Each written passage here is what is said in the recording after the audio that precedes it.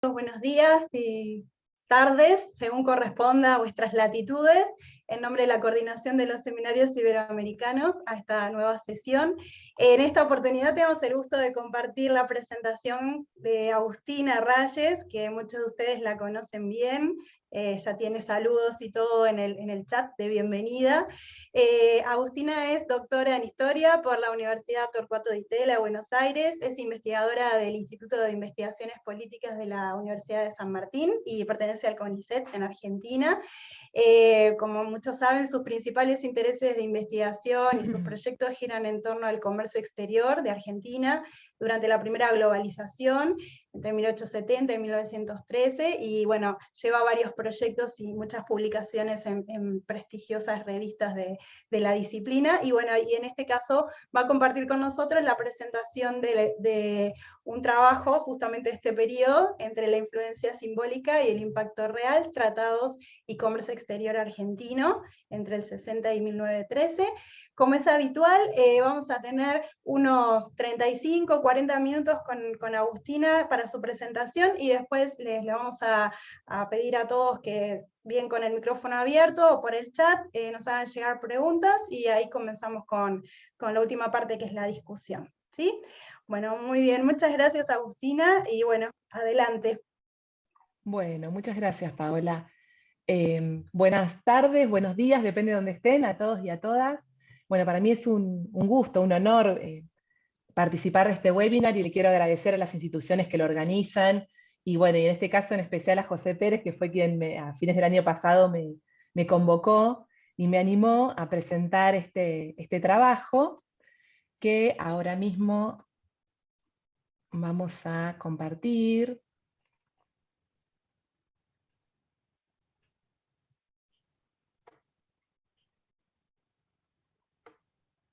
Ahí va.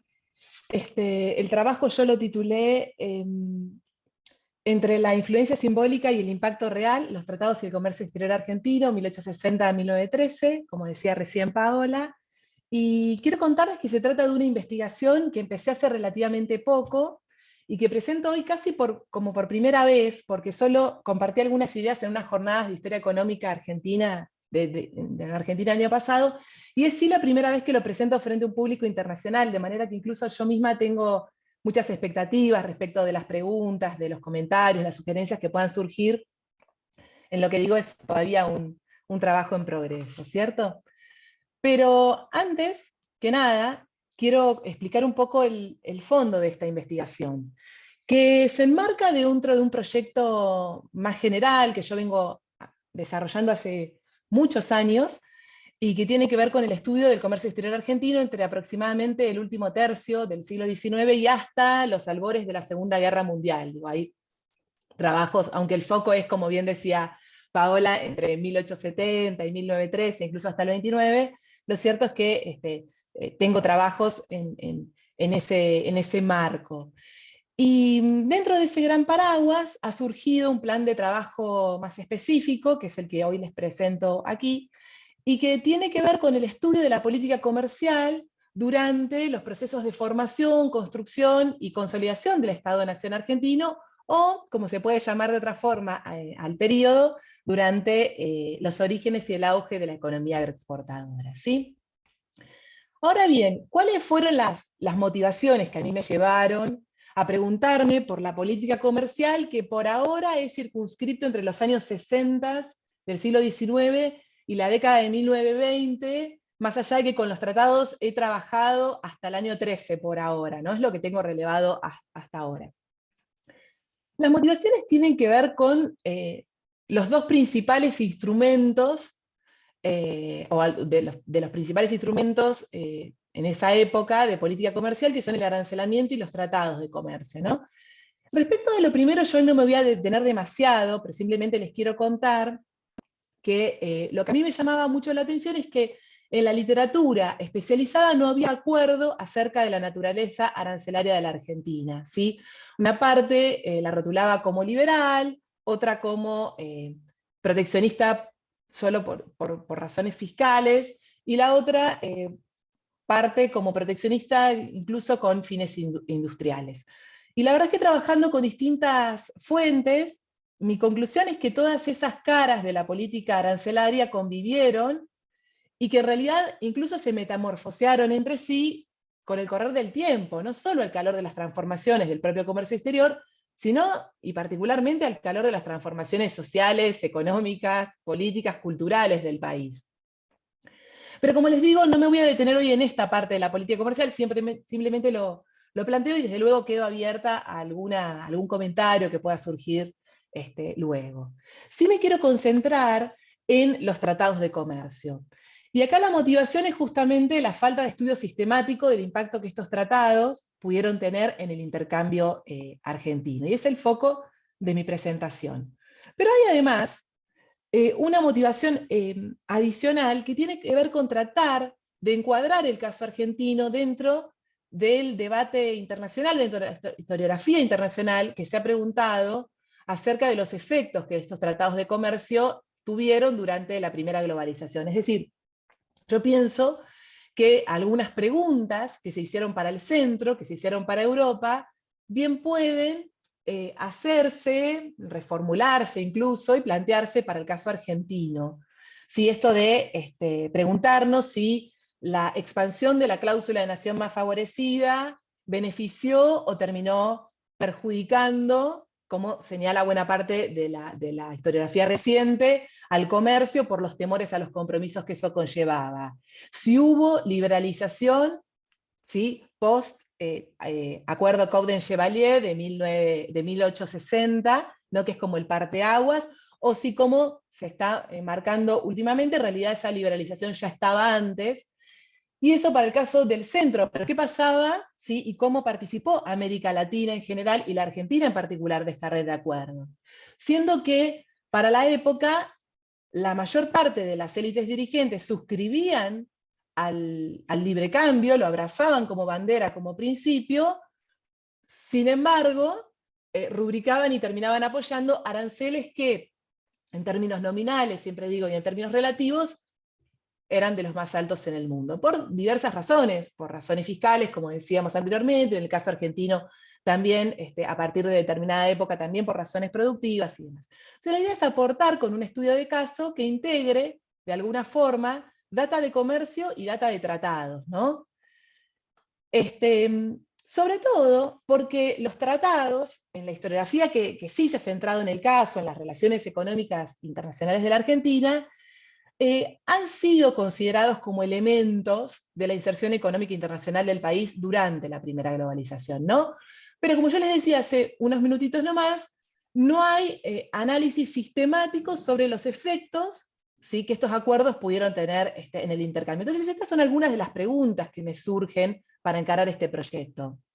Si existió cierta correlación o incluso cierta causalidad entre los países con los que Argentina firmaba acuerdos y los países con los que comerciaba, si los tratados contribuyeron a la diversificación de las relaciones económicas internacionales, si tuvieron implicancias en la aplicación de los aranceles o viceversa, los aranceles en la firma de los acuerdos, si incluyeron la cláusula de nación más favorecida y en qué condiciones, y si ello en todo caso influyó, condicionó las operaciones comerciales. Y otra pregunta que tiene que ver también con mi interés por la historia política, más allá de mi interés por la historia económica, que es cómo fueron las negociaciones diplomáticas para la firma de estos tratados, pero no solo para la firma, sino después para su cumplimiento. Sobre todo porque me lo estoy planteando en términos también de comprender cómo fue ese proceso de construcción y consolidación del Estado-Nación en mi país. ¿Sí? Entonces, como se imaginarán, algunas de estas preguntas tengo ya algunas respuestas ensayadas y otras están pendientes, pero bueno, estoy acá desnudando un poco las ideas generales de lo que apunto con este plan de trabajo. Y el abordaje del caso, a ver, me parece que en la variedad de fuentes está muchas veces la riqueza explicativa, ¿no? Entonces, a las fuentes con las que tradicionalmente se pueden abordar este tipo de cuestiones, sumo otras que también yo las fui descubriendo, las fui trabajando cuando estudiaba la política arancelaria, ¿no?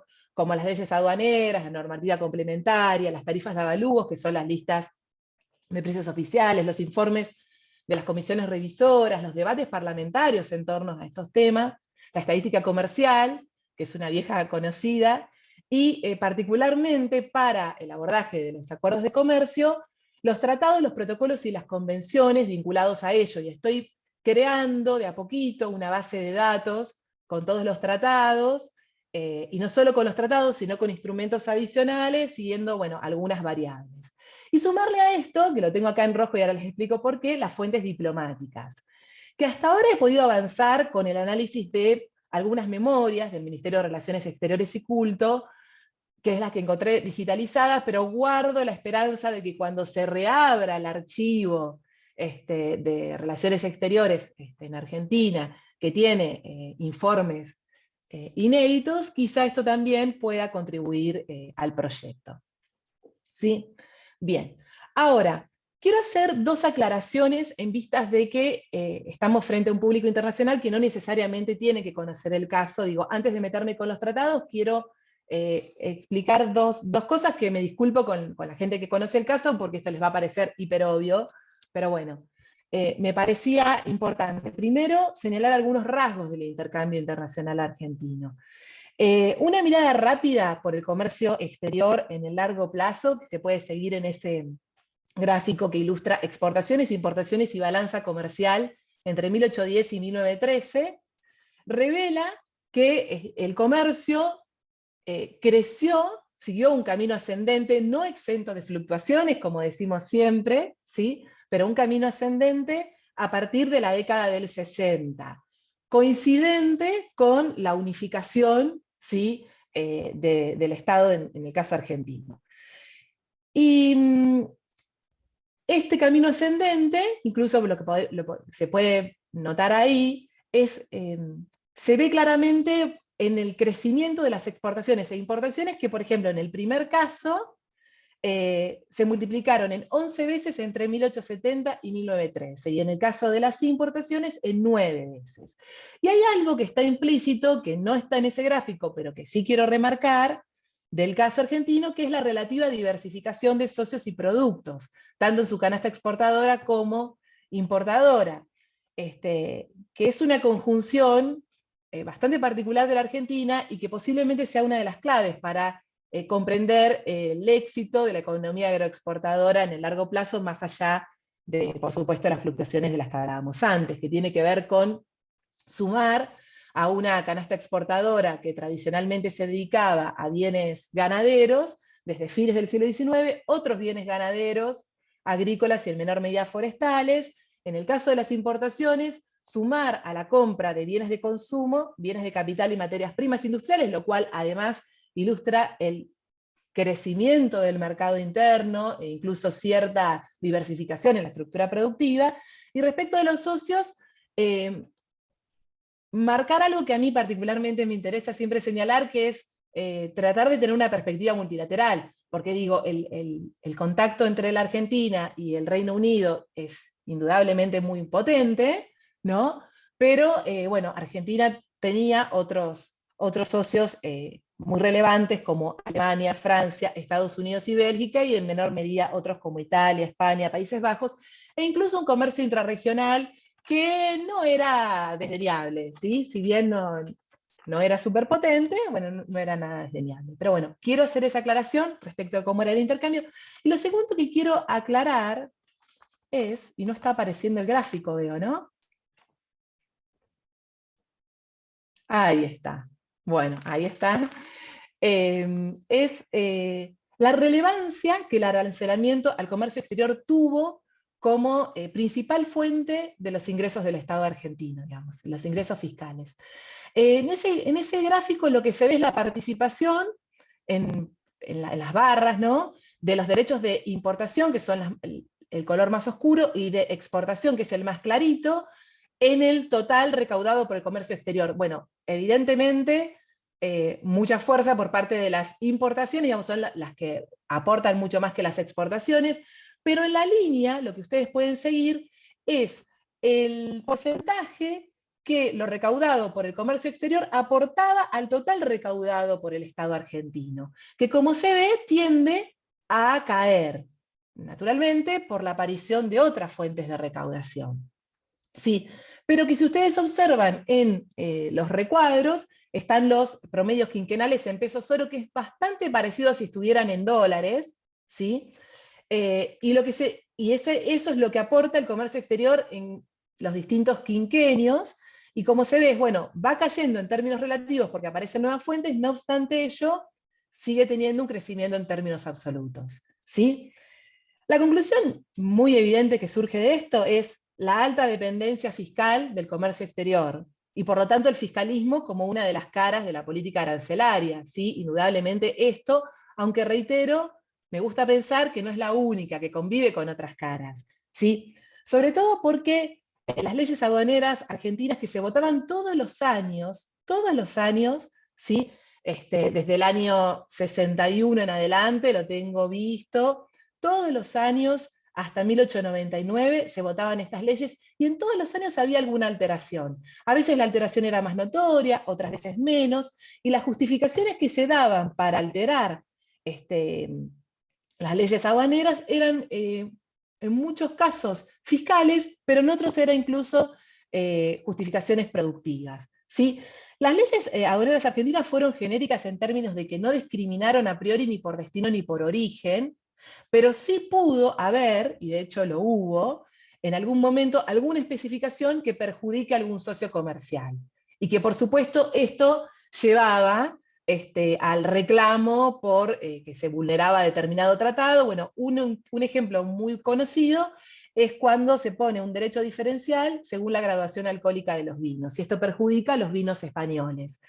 En ese momento se toma la represalia de ir contra el tasajo argentino que se compraba para consumo en Cuba, y termina todo con la negociación de un modus vivendi diplomático entre España y Argentina, justamente para no vulnerar el acuerdo de comercio que tenían desde el año 63. ¿Sí? Bien.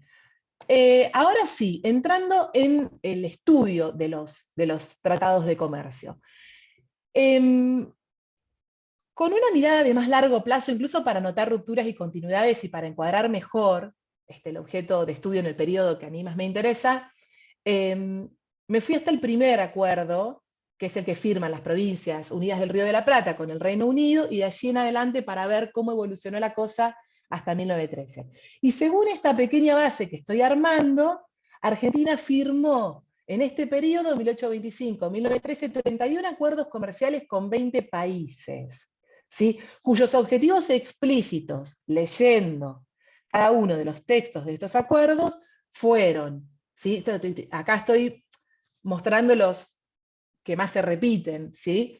Mejorar las relaciones comerciales con Europa y América, promover la amistad y la paz, bajo esta idea medio kantiana de que el comercio asegura la paz y evita la guerra, acordar comportamiento esperado durante la guerra, proclamar y defender la independencia, regular el servicio consular, proteger las libertades civiles y resguardar la vida y la propiedad de los ciudadanos extranjeros.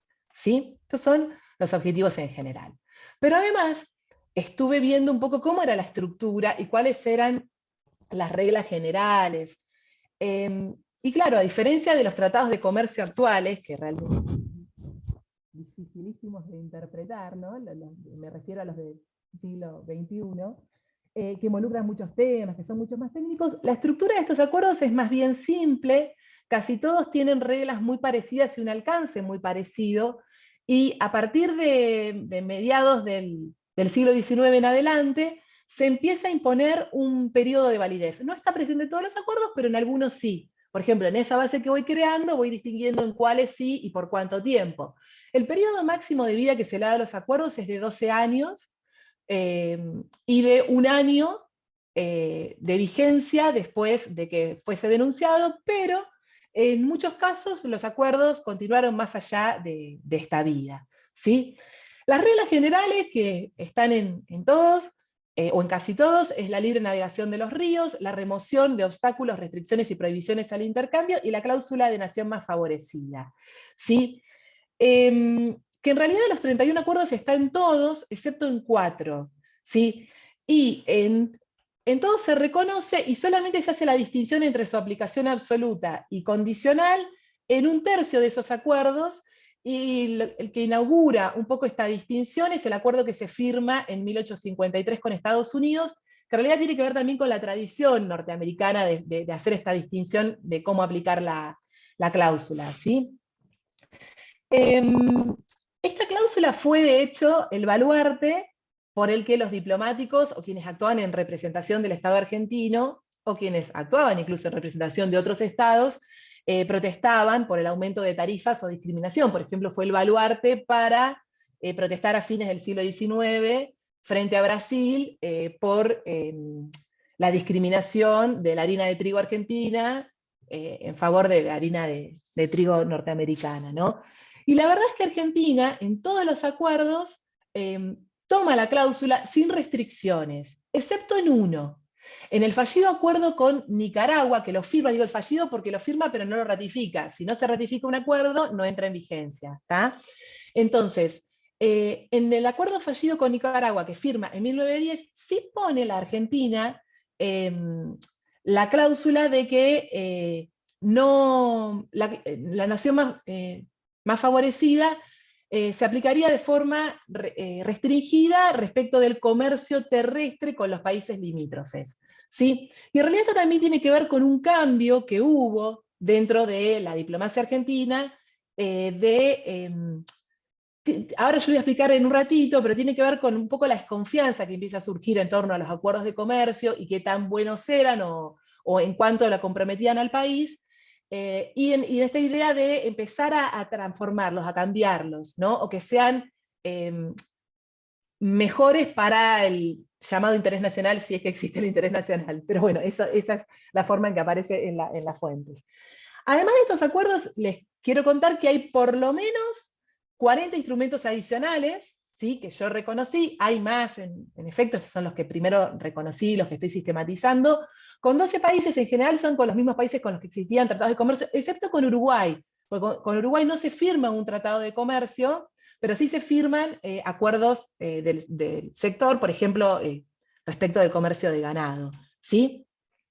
Estos convenios, convenciones y protocolos, que no tienen el estatus de tratado de comercio, pero que en realidad contribuyen porque complementan a los acuerdos de comercio, fueron sobre determinados temas como transporte e infraestructura, comunicaciones, sistema correos y redes telegráficas, pesos y dimensiones de paquetes, navegación, sanidad y marcas comerciales. Entonces, están complementando. Y respecto de las etapas, otra vez, si bien mi foco es desde los años 60 en adelante, procuré una mirada de más largo plazo para ver, bueno, qué hubo antes y qué se puede señalar como rupturas y continuidades. Y acá en realidad sigo etapas divididas más que nada por la historia política, ¿no? Y obviamente la firma de tratados en casi un siglo no tuvo la misma intensidad.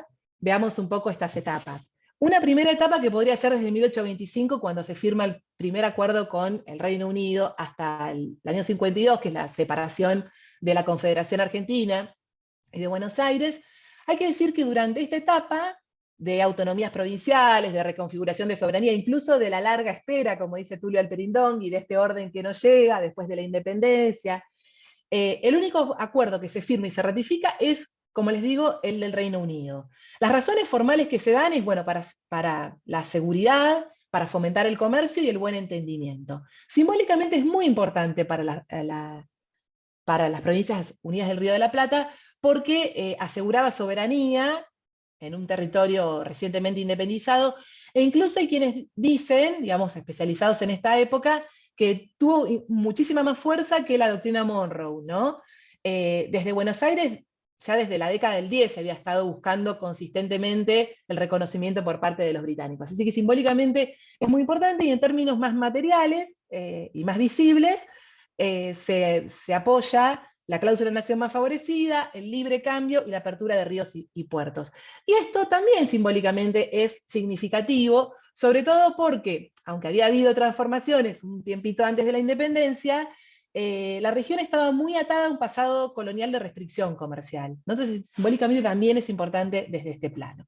Y después quiero mencionar un fallido acuerdo con Chile. Otra vez, se firma pero no se ratifica en el año 26, no se ratifica, el gobierno chileno decide no ratificarlo porque Argentina estaba envuelta, perdón, las Provincias Unidas del Río de la Plata estaba envuelta en la guerra por la banda oriental, y entonces lo dejan de lado, pero en este acuerdo también se suma la cláusula de nación más favorecida, el libre comercio terrestre se plantea, y para mí es muy significativo, en verdad, porque mucho se dice que en la región que luego se transformaría en Argentina nació mirando solo al Atlántico y a Europa en términos del intercambio. Y si bien es cierto, ¿sí?, que tuvo muchísimo peso esa mirada, no es menos cierto que hubo intentos también de acercamiento con los países vecinos, ¿no? Luego, durante estos años no se vuelven a firmar otros acuerdos, pero también hubo intentos por parte de las provincias. Mendoza intenta firmar un acuerdo con Chile, o Bolivia con Salta. Bueno, yendo a los mercados naturales o con los que habían estado en transacciones, digamos, antes de este quiebre que supone la independencia. Ahora bien, posiblemente por orientaciones productivas distintas de las provincias, por la inestabilidad política, lo cierto es que hay una ausencia de acuerdos en este periodo. ¿Qué cambia cuando la Confederación Argentina, es decir, 13 provincias, se separan de Buenos Aires? Y en este momento es la Confederación justamente la que firma muchos acuerdos con países americanos y con europeos. Posiblemente esto se explique por la búsqueda de mayor de legitimidad a nivel internacional, y también para tratar de contrarrestar el poder centralizador que tenía el puerto de Buenos Aires, ¿no? Aunque también hay que decir que Buenos Aires no estaba reconocida internacionalmente, entonces la manera que se encontró, bueno, los acuerdos se firman por parte de la Confederación. Ahora les voy a mostrar un gráfico cómo se nota, digamos, esa intensidad con la que se firma.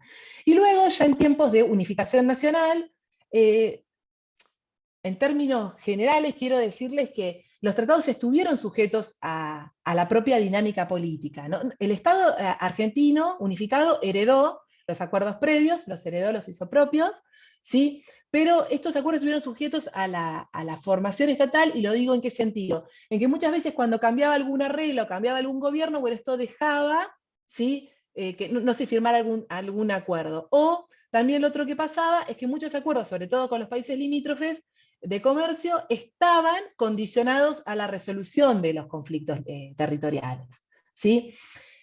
También dentro de este proceso de unificación nacional hay acuerdos muy específicos, como el que hay con España, que no solamente es para fomentar el comercio, sino también es el de reconocimiento en el año 63, y que tiene también que ver con esto de mostrar soberanía, ¿no? Y desde luego tratados que se firman, y las explicaciones, digamos, de quienes lo llevan adelante son para diversificar vínculos, o sea, Austria-Hungría, Noruega y Suecia, Japón, Persia, más allá de los socios tradicionales de los que ahorita vamos a hablar.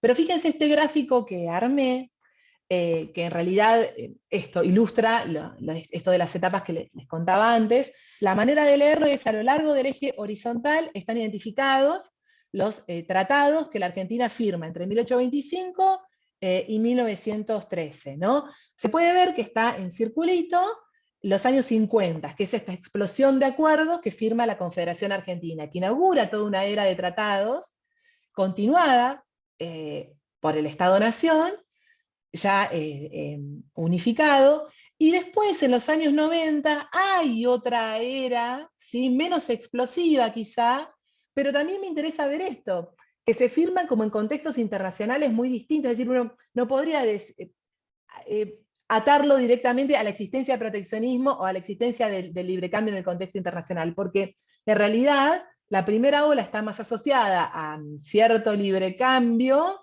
y la segunda incluso a cierta ola de proteccionismo dentro del contexto liberal internacional. Y en el eje vertical lo que se puede ver es la cantidad de tratados vigentes en cada año, ¿no? Entonces tenemos un pico a principios de los años 60 como efecto de esta actitud rubricadora de la Confederación, y otro pico a principios del siglo XX como efecto de los acuerdos también que se fueron firmando justamente en la última década del siglo XIX, ¿sí? Bien. Ahora, ¿cuál es la situación hacia 1913? ¿No? Entonces acá, esto es un cruce de los tratados vigentes con los destinos y procedencias registrados en la estadística oficial. Entonces tenemos por un lado los socios comerciales con los que había tratado, y por el otro los socios comerciales que figuran en la estadística y con los que no había tratado. Hacia 1913, menos de la mitad de los acuerdos que se habían firmado estaban vigentes. ¿Qué pasó con el resto? Se pierden en el camino porque no se ratifican, por tanto nunca entran en vigencia, fueron denunciados, ya sea por la Argentina o por los socios. La Argentina no era muy de denunciar, pero en general los socios sí lo denunciaban más, o porque se extinguieron, ¿sí? Lo que se ve es que a la fecha los acuerdos son con un tercio de los socios, ¿sí? De la lista, si yo tomo el menú extensivamente de todos los socios que figuran en las estadísticas, solo con un tercio hay acuerdos. No obstante ello, ese tercio representa el 80% del valor total comerciado. Entonces, podríamos decir que los acuerdos de alguna manera honran más el margen intensivo que extensivo del comercio. ¿Qué quiero decir con esto? La Argentina no tiene firmados o en vigencia acuerdos con todos sus socios, es más, con la mayoría no los tiene, pero sí los tiene con los que comercia más intensamente. Esa es la manera, por lo menos yo lo estoy leyendo. Casi todos, como les decía hace un ratito, incluyeron la cláusula de nación más favorecida, que por supuesto trajo limitaciones, desde luego, que exista no significaba que hubiese total armonía. De hecho, hubo varios conflictos comerciales, particularmente se sienten justamente cuando empieza a aumentar el proteccionismo allá por fines del siglo XIX, ¿sí? Las regiones centrales con las que se firman los acuerdos son Europa y América. En América se firman con todos los países colindantes, excepto con Uruguay, como les contaba, con el que sí hay protocolos o convenios del sector, pero que no hay tratado de comercio. Y la excepción a los colindantes son Perú y Nicaragua, ¿sí? Con los otros con los que se firma. Encontré en algunas de los relatos de los diplomáticos que participan o que incluso los impulsan, cierto dejo, ciertas ideas muy incipientes de alguna integración regional que por supuesto, está lejísimo de lo que se puede plantear de la segunda mitad del siglo XX en adelante. Desde luego, no vamos a forzar esto, pero digo, no deja de ser significativo, sobre todo porque en la literatura de relaciones internacionales siempre prima esta dicotomía fronteras versus mercados, ¿no? Con los países europeos está la atención mercados, con los países limítrofes está la atención sobre temas fronteras, ¿sí? De los socios principales de la Argentina, Bélgica fue el único con el que nunca hubo tratado, pero hubo dos intentos fallidos. En 1860, que justamente por lo que les cuento esto de la dinámica de la propia, lo que estaba ocurriendo entre la Confederación y cuando la Confederación después se termina sumando a Buenos Aires, bueno, en ese interín no se ratifica, y después en 1903 por un desacuerdo que había sobre medidas sanitarias, o sea, hubo intentos pero no se firma.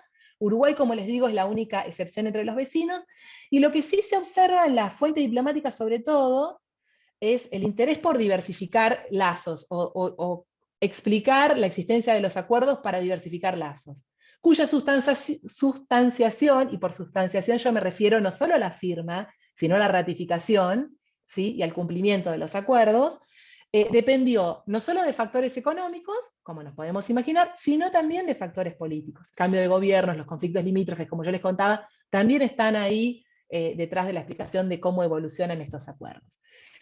A ver, hasta acá, primera corazonada de cómo va esta investigación, yo creo que tienen un valor simbólico indudablemente, ¿no? O sea, se persiguen algunos objetivos, simbólicamente lo tienen. Ahora, ¿tienen un impacto real? O sea, nosotros podríamos decir que gracias a la firma de estos acuerdos, el comercio se potencia.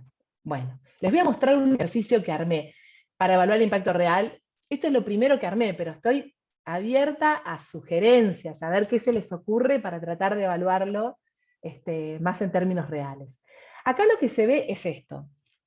Es el tratado en el año en que se firma, ¿sí? Y la variación del comercio exterior. Si acá consideramos exportaciones e importaciones con ese socio, 5 años antes, ¿sí? O sea, un quinquenio previo al año de la firma, tenemos el año de la firma, y un quinquenio posterior, ¿sí? Lo calculé desde 1860, sobre todo por la disponibilidad a las estadísticas oficiales a las que yo accedía, y están todos los que se ratifican, los que no se ratificaron los dejé de lado, porque en realidad, bueno, no entraron en vigor, entonces no podríamos decir que tuvieron un impacto, o que hubo un impacto necesariamente por el acuerdo. De los que se ratifican, consideré todos menos el de Bolivia, de 1868, ¿por qué? Porque hasta 1870, en realidad, la estadística argentina recoge principalmente a la aduana de Buenos Aires. Y el registro del comercio con Bolivia era, sobre todo, por las aduanas del noroeste argentino. De manera que no me iba, digamos, no iba a poder tener como el antes. Y, iba a tener después, pero no iba a tener el antes. Así que eso lo dejé y tendría que buscar, desde luego, esos datos. También quiero advertir sobre un poco estos datos, ¿no? Los porcentajes muy arriba también pueden estar explicados porque, bueno, inicialmente era muy pequeñita la cifra, entonces el impacto es, ya sé que estamos hablando de términos relativos, pero digo, también se nota eso 3000%, bueno, tampoco es que eso significa millones y millones de pesos oro, ¿no? Y también otra cosa que quiero decir, y acá entonces también tiene que ver con la crítica de fuentes, hay un mejor registro de los socios comerciales a partir de 1902, justamente por las medidas que toman desde el gobierno argentino para anotar parcialidades del recorrido que hacían los distintos buques. Entonces eso también nos va dando la pauta de la existencia de ese comercio, digamos, es decir, yo lo que quiero decir es, posiblemente el comercio existiese, aunque no estaba debidamente registrado antes, ¿no? O sea, hay registros. Bueno, en el caso de Suiza y Japón, por ejemplo, no se puede ver el impacto porque se registran los intercambios recién en 1902, después de que se firma. Y en el caso de Persia, sí, bueno, el registro viene un poquito posterior. Y ahora bien, esto quiero decirles, no hubo un patrón, en realidad lo que se ve es que con algunos la firma del acuerdo genera incremento, ¿no?, del volumen comercial, en otros casos baja, en algunos casos es una baja muy notoria. Y la pregunta sería, ¿podríamos decir que los tratados diversificaron el comercio? Y acá a mí me sale lo primero pensar, a raíz de esto que veo, de cotejar las distintas fuentes, algo parecido a lo que me pasó en su momento cuando estudiaba la diplomacia para la promoción de las exportaciones, ¿no? Es decir, existe eso, digamos, existe la herramienta, ahora no podríamos asegurar que fue esa herramienta la que diversificó el comercio, ¿no? O a priori no lo pudo influir, pero no fue en todo caso determinante. Es lo que, reitero, es como un balance muy preliminar todavía de la cosa, ¿sí? Y ya para ir cerrando un poco, algunas ideas para compartir finales. Estoy bien de tiempo, ¿no? Sí. Bueno, la negociación, firma y ratificación de estos acuerdos dependieron, todos estos pasos, no solo de los factores económicos, como decía, sino de factores políticos. La propia evolución de la política se metió en el proceso. El recorrido de los tratados siguió de alguna manera la propia trayectoria de las relaciones económicas internacionales. Se abrió el país primero a los socios más conocidos y luego a otros socios potenciales, otros socios que no eran tan conocidos, pero que bien podían transformarse en socios importantes. Y los tratados fueron tanto para aprovechar cierto contexto de libre cambio como para contrarrestar los efectos del proteccionismo, depende del contexto.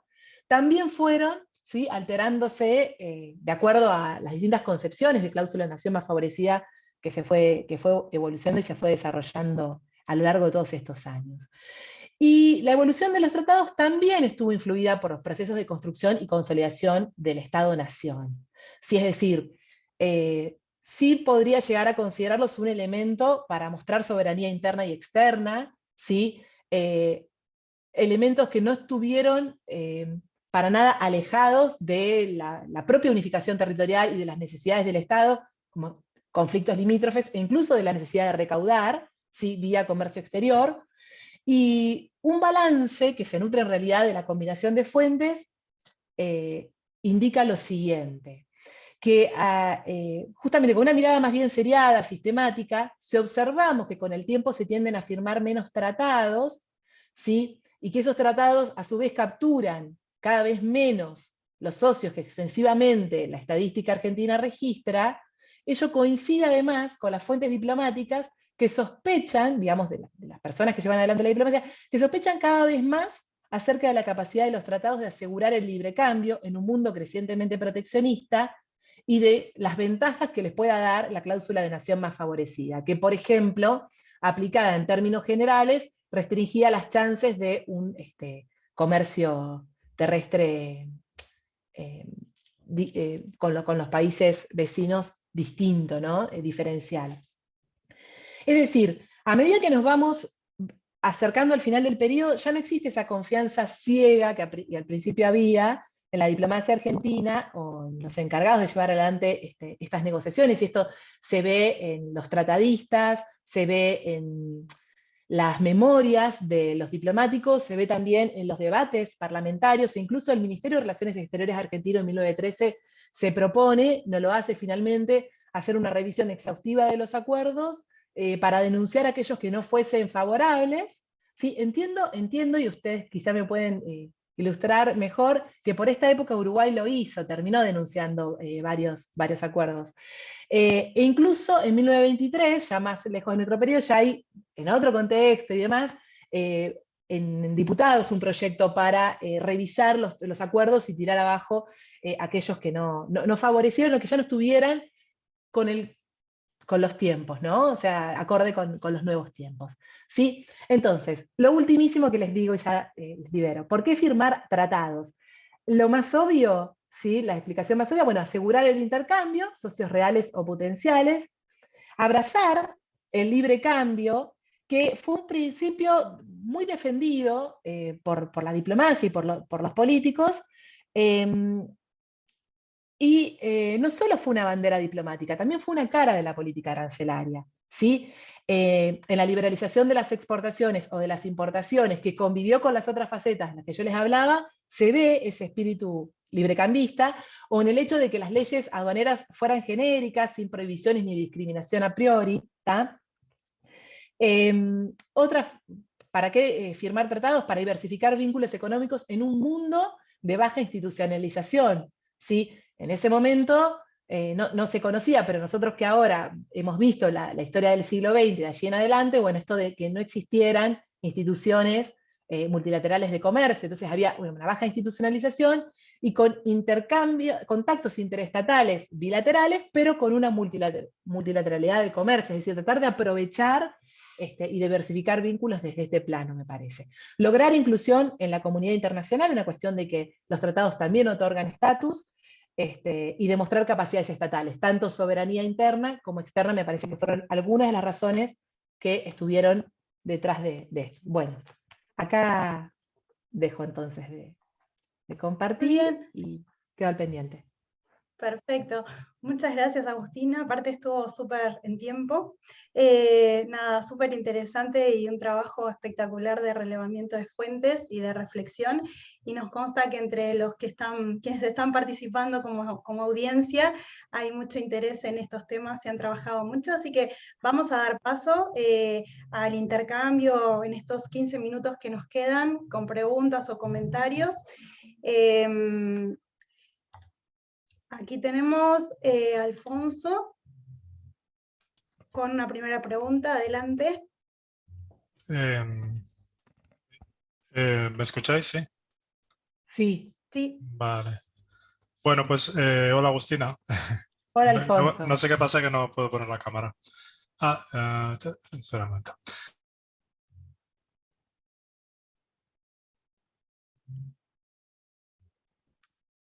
Creo que no. A ver. Perdón, es que Ahora sí. me ascendieron. Ahora te vemos y te escuchamos. En el ascenso me caí un momento. Me ha gustado muchísimo el proyecto, el papel, y me encantó oírlo. Tenía dos comentarios. Uno es, bueno, sí, dos comentarios. Uno es el tema de que de que te enfocas evidentemente mucho en los motivos argentinos, digamos, para la firma de tratados. Te quería preguntar en qué medida podemos adoptar una perspectiva regional y entender cómo entender la trayectoria de los tratados argentinos en el contexto de los tratados de otros países, del conjunto de los países latinoamericanos, si Argentina es vanguardia en ese sentido o si, digamos, va siguiendo como olas, porque eso también cambia un poco te obliga a cambiar un poco la explicación, ¿no? A relativizar la explicación muy centrada en factores internos, ¿no? Y te quería preguntar por eso, si tenías alguna reflexión. Y el segundo, me interesa mucho esta idea, bueno, me interesa mucho la posibilidad de medir el impacto de los tratados, ¿no? Y yo creo que aquí te animaría a ir un poco más allá, porque los dos elementos que nos aportas creo que no son suficientes para esto. Uno es decir, bueno, los países con tratado en conjunto representan el 80% del comercio, pero ahí tenemos países que no representan prácticamente nada, ¿no? Mientras que otros, pues son entre Inglaterra, Francia y Estados Unidos, supongo que se llevan un porcentaje altísimo, ¿no? Entonces es un poco, ese argumento no funciona por esa diversidad, ¿no? En los tratados. Y luego, esta comparación de los quinquenios tiene el problema de la coyuntura de cada tratado. Claro, me he fijado en Francia cae, pero el Tratado de Francia se firma en el 92. Y entonces recoges todo el impacto de la crisis, ¿no?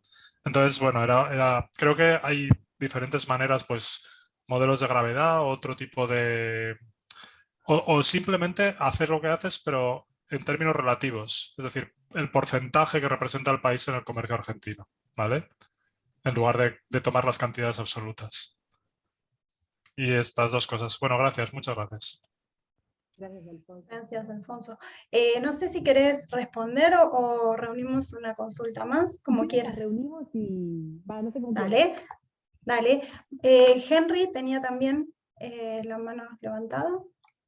Bienvenido. Hola, buen día. Muchas gracias por la presentación, Agustina. Me gusta mucho el proyecto, está buenísimo, buenísimo y muy estimulante. Ya tengo ganas, ya estuve comentando con Paola, vamos a buscar cosas parecidas para Uruguay, porque en verdad está muy poco sistematizado, hay algunas cosas viejitas, pero me parece que es un tema lindo para retomar y mirarse por encima del río a ver qué está sucediendo de un lado y del otro, me parece que aportaría bastante.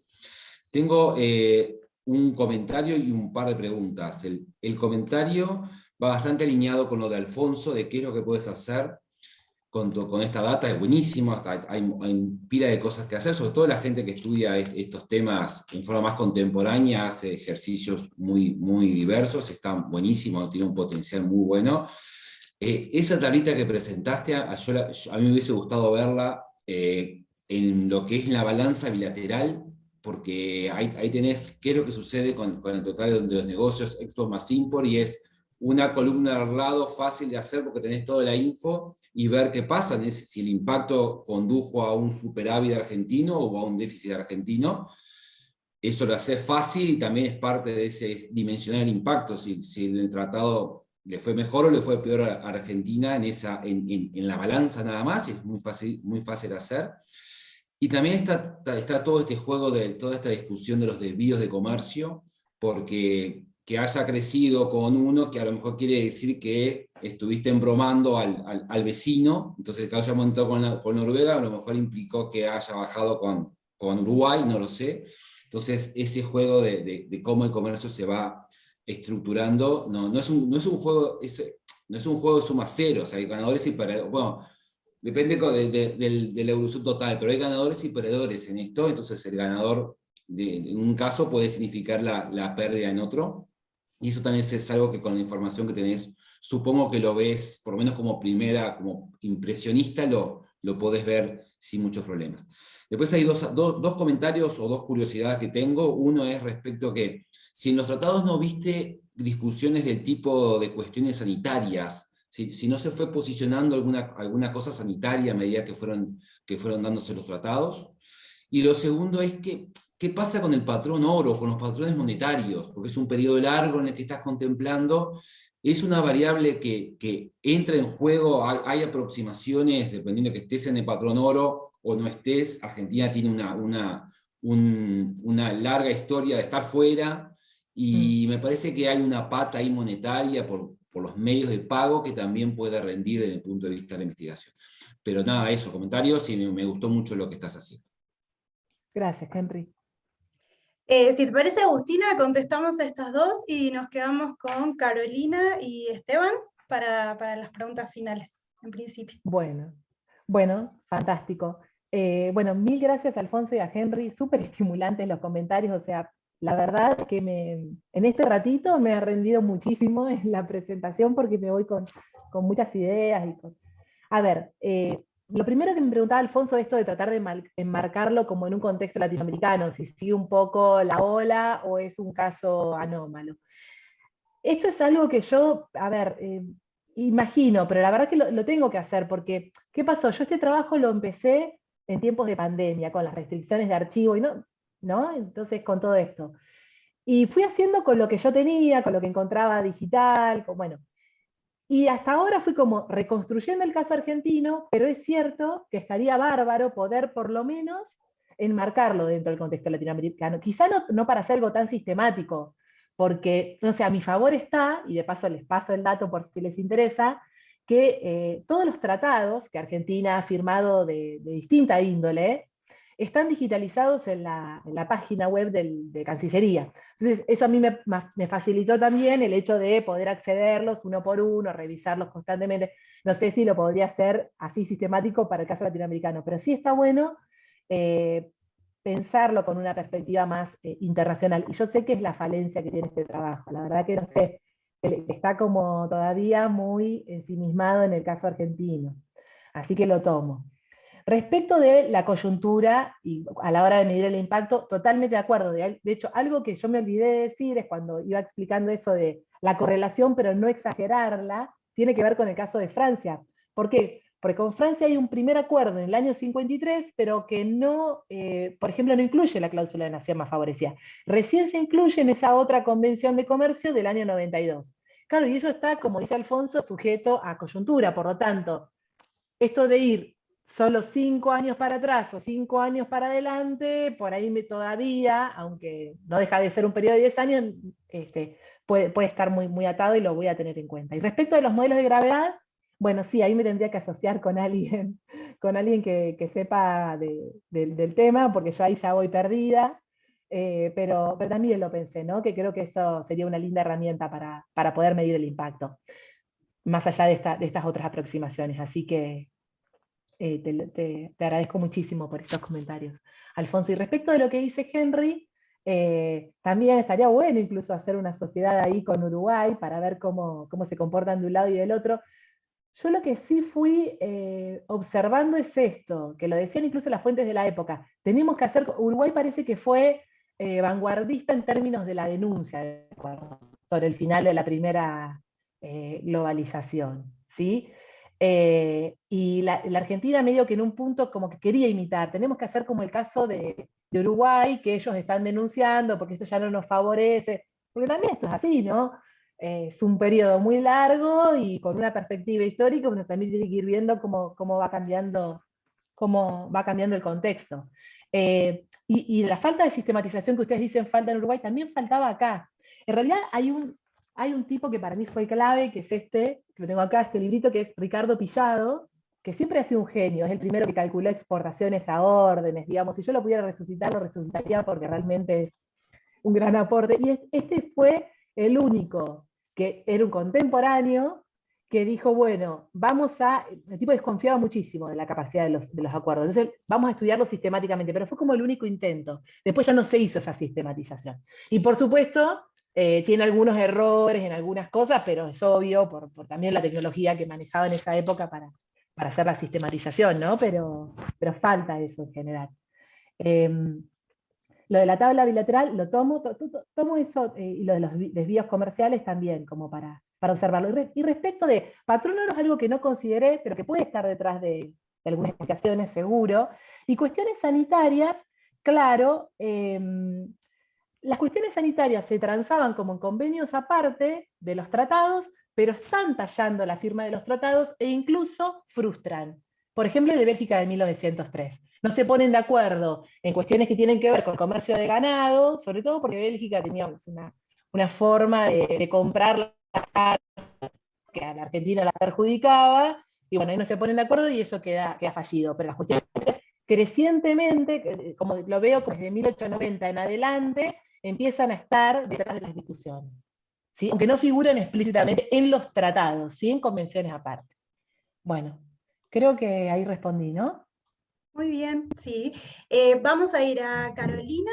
Tengo aquí, antes de darle la palabra a Esteban también, una pregunta de Juan Odicio. Te la leo y la sumamos, ¿te parece? Bien. Bueno, gracias Agustina por la excelente presentación, como siempre. Mi pregunta es, si partiendo de tu estudio, Quali, de las fuentes diplomáticas, encontraste negociaciones que fueran más largas o difíciles en algún caso en particular, y en caso que haya sido así, ¿cómo se explica? Si por, no sé, que tuvieran complementariedades comerciales, cuestiones políticas, etcétera. Esa era la pregunta de Juan, la dejamos planteada y le damos la palabra a Carolina. Bueno, hola Agustina, buenísimo el trabajo, Hola, Caro, me encantó ¿cómo estás? también.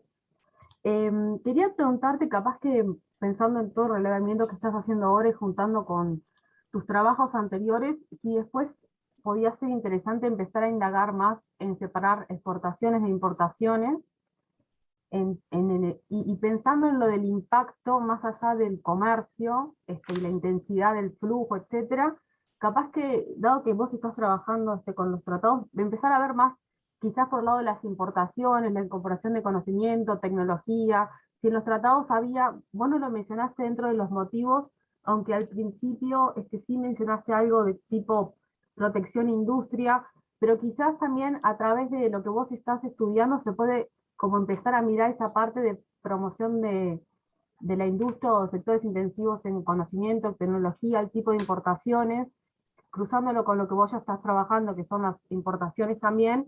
Me parece que eso puede ser una mirada para mirar el impacto y el inicio de la industrialización en Argentina, o sea, las etapas previas, que puede ser como muy interesante mirarlo desde esa perspectiva. Quizás no para este proyecto, pero dado que estás armando las bases de datos y mirando todo el detalle y los motivos, etcétera, me parece que puede ser un área para explotar súper interesante y novedosa para mirar esa parte del impacto pensando más en temas de productividad, de industrialización, tecnología. Eso lo comentaste como idea, buenísimo, muchas gracias. Gracias, Caro. Gracias, Caro. ¿Y Esteban? Ahora sí, ¿se escucha? Sí, perfecto. Bueno, nada, de vuelta, me pareció súper interesante. Te voy a dar la perspectiva pesimista, me parece súper difícil, ¿sí? Porque me parece que estás ahí como en un terreno que es una bisagra entre lo cuantitativo y lo político, incluso diplomático, individual, y ahí construir evidencia. Es espectacular el intento, me parece que vas a tener ahí una cantidad de desafíos enormes. La primera que a mí se me ocurría cuando lo planteabas es, los tratados tienen un montón de dimensiones, vos los pusiste sobre la mesa, y luego en tu análisis como más cuantitativo intentás como una cosa 0-1, se firma un tratado o no se firma. Entonces la pregunta es, ¿hay algunas características que son más relevantes o no? ¿Qué tipo de tratados son los que eventualmente pueden tener impactos? ¿Y cómo convertir una cosa tremendamente multidimensional y difusa como un tratado, por lo menos desde afuera lo que parece, en una cosa cuantitativa que puedas luego meter en todas estas sugerencias que te están apareciendo desde modelos gravitacionales a regresiones o cosas, ¿no? Es decir, me parece que esa transformación de lo cualitativo multidimensional a lo cuantitativo que tiene que ver con el comercio, me parece que va a ser tu desafío mayor. Mi pregunta específica sería, ¿hay alguna característica de los tratados que se pueda sistematizar para decir, este debería tener un impacto en el comercio, este no? Este sería convertir lo multidimensional en un 0-1. Y la otra que también ligado con esto me parece un desafío espectacular es la cuestión de cómo definir la causalidad. La más obvia que a mí me aparecía en tu planteo es, ¿el tratado genera comercio o el comercio genera tratado? Porque hasta cierto punto puede que uno intente generar unos tratados que faciliten el comercio con socios que ya eventualmente tienen algún tipo de repercusión. Con lo cual ahí de vuelta en este proceso, el lidiar con la causalidad va a ser otro desafío tremendo, que me parece espectacular que se lo encare y que se lo busque resolver, pero me da la sensación de que vas a tener unos temas con los que trabajar que van a ser complejos.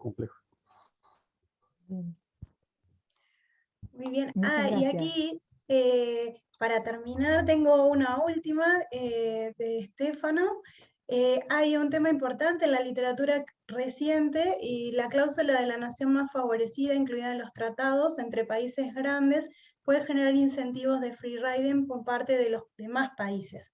¿Cuántos de los tratados firmados por Argentina incluían exclusivamente la cláusula sin concesiones arancelarias bilaterales?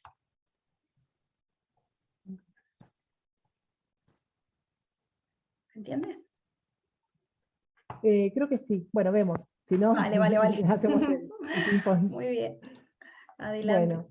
Bueno, muchas gracias a todos por los comentarios. Vamos a ver qué es lo que puedo responder de todo esto. A Juan, gracias Juan por la pregunta. A ver, las negociaciones más largas, hubo de todo, negociaciones largas que se me ocurren, bueno, con España por el tema, pero ¿qué pasó? Ese tratado venía atado también a toda la cuestión de reconocimiento y a deuda y demás, entonces con España llevó unos años, pero por otras razones que no eran el comercio, ¿sí? No sé si, Juan, estás por ahí, entonces, bueno, eso me pasa.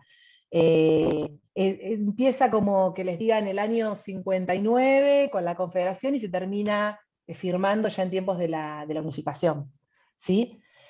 En el año 63. Y después otra que fue relativamente larga, no en la negociación, pero sí la ratificación, es el que es con Suecia y con Noruega, que tomó como 10 años de ratificarse. Y que en realidad la explicación que se encuentra en la literatura que lo fue estudiando eran como desacuerdos técnicos, pero técnicos de, bueno, vamos a ratificarlo en este momento, o esto, o alguno de los congresos tenía un problema, entonces no lo podía ratificar, o sea, pero nada a priori que tenga que ver con el comercio en sí. O sea, las negociaciones cuando fueron más largas o más difíciles fueron por razones que no fueron estrictamente comerciales. ¿Me siguen? Sí, perfecto. Y después, respecto a lo que dice Caro, de distinguir exportación e importación, sí, me parece que eso es algo que en algún momento yo tendría que hacer, porque bueno, yo también estoy como súper apegada siempre a esta idea casi mercantilista de la cosa que, bueno, se quiere promover las exportaciones, ¿no? En primera, y se quiere promover las exportaciones, pero indudablemente también puede haber algo detrás de las importaciones, y eso me falta muchísimo análisis. Y respecto de la otra línea de seguir las importaciones como para promoción de interés, bueno, bien puede ser otro proyecto, Caro, pero te tomo el comentario, está bueno y es interesante porque por otra parte tampoco se ha hecho, entonces está bien. Y después desde la perspectiva de Esteban, bueno, Esteban, viniste pesimista, yo ya estaba un poco pesimista, sobre todo por esto, porque entiendo que estoy como con esta pluralidad de fuentes, y lo que me pasa también es que así como se tiene que hacer la crítica de fuentes de las estadísticas, también hay que hacer la crítica de fuentes de las memorias diplomáticas, porque si no, muchas veces caemos en la chance de terminar creyéndole al diplomático y terminar comprando su propia perspectiva. Por lo tanto, es cierto esto de construir evidencia y cabalgar sobre fuentes que son distintas es difícil. Yo ya lo transité en su momento, cuando además de armar la base de exportaciones, trataba de estudiar las fuentes diplomáticas, desde las fuentes diplomáticas cómo se promovían esas exportaciones. Así que estoy con vos en que eso es muy difícil. Después, para sistematizarlo, ¿qué es lo que podía? Lo primero que se me ocurre es si incluía la cláusula de nación más el 0,1, si incluía la cláusula de nación más favorecida o no. Eso me parece que puede ser algo que al principio me surge, pero después habría que verlo. Y después lo de la causalidad del Tratado del Comercio, bueno, yo lo discutía esto con alguien que para mí es un maestro y que me ha acompañado todos estos años, y cuando le mostraba, la única persona que leyó este trabajo, me decía, bueno, claro, pero a mí me termina quedando la duda, ¿fue el tratado el que generó el comercio o fue el comercio? ¿Cómo es esto? ¿El huevo o la gallina? Dice, y esto no es fácil. Entonces, la tentación primera mía es esta de decir, bueno, no, el comercio igual sigue su cauce, independientemente del acuerdo. pero es una tentación. Después de todo hay que hacer la evidencia empírica. Así que ahí yo también me quedo con esa inquietud. Y lo último que me preguntó Estefano, que tiene que ver un poco cómo funciona. A ver, porque él partió, me parece que desde la actualidad, en la nación más favorecida, hoy, como se aplica hoy, que es bien distinto. O sea, esa cláusula se metamorfoseó muchísimo a lo largo de la historia, pero incluso hoy, de hecho, los acuerdos de comercio hoy involucran de todo menos comercio. O sea, bueno, involucra comercio, pero es un capítulo. Después hay un montón de otros capítulos que abordan un montón de otras cosas, y incluso los tecnicismos hoy lo hacen mucho más complejos. Los acuerdos de esta época, créanme, si no les puedo pasar los textos, eran sencillísimos, y se establecía cláusula de nación más favorecida. Como les digo, lo encuentro en casi todos, menos en algunos poquitos, y no se establece como en términos generales. Digo, no hay una referencia a la aplicación de aranceles bilaterales, no hay algo expreso, excepto algo, esperen que me estoy olvidando algo que me lo olvidé en la explicación. Hay 3 acuerdos, ¿sí? Que son con Portugal en el 52, con Bolivia en el 58, bueno, no interesa demasiado, pero y con Estados Unidos en 1899, donde sí, más allá de que se reconoce la cláusula de nación más favorecida y tal, se habla puntualmente de la prohibición de exportar determinado producto. Por ejemplo, no sé, con el de Bolivia, la prohibición de que Bolivia exporte plata, oro, bueno, tenía que ver con unas cuestiones de normativas internas que para no vulnerarlas se mantenía. Y después, el de fines del siglo XIX, que tampoco se ratifica con Estados Unidos, tiene que ver con que en esa época, y esto me da coherencia con lo que decía Alfonso hace un ratito, como las coyunturas, ¿no?, inciden, al presidente de Estados Unidos el Congreso lo habilita para hacer algunas modificaciones sobre los aranceles, y entonces firma un acuerdo, ¿sí? O sea, atado a esta posibilidad de que los aranceles con determinados países podían, digamos, ya no eran en términos genéricos, sino que dependían de con qué país se comerciaba. Se firma un acuerdo con Argentina, haciéndole algunas concesiones a la Argentina en determinados productos, y viceversa, Argentina haciéndole algunas concesiones a determinados productos norteamericanos. Pero eso fue lo único que noté donde había una precisión por producto específica, pero en realidad no es el espíritu de la época, como digo yo, por lo menos el espíritu de la época en Argentina. Me voy a cuidar con eso, con la forma de expresarlo. Bueno, muy bien. Creo que no tenemos... Estefano nos dejó una bibliografía, no sé si vos la llegás a ver. Yo no veo acá, no. Agustina, Yo no bueno, veo ahora te la pasamos al chat. Buenísimo. Entonces, así también la puedes contabilizar. Y creo que no tenemos ninguna otra pregunta ni consulta, y estamos un poquito pasados. Así que bueno, vamos a cerrar por acá. Les agradecemos mucho a todos la participación, y ha generado mucho entusiasmo, así que felicitaciones una vez más, Agustina, por el trabajo. Y nada, esperamos que también te hayan servido las sugerencias. Y nada, en principio seguimos con nuestras sesiones en un par de semanas más, y reiteramos muchas gracias a todos por haber estado. Y Agustina en particular. Bueno, la agradecida soy yo por los comentarios y bueno, por la atención y por la invitación, desde luego. Les agradezco muchísimo.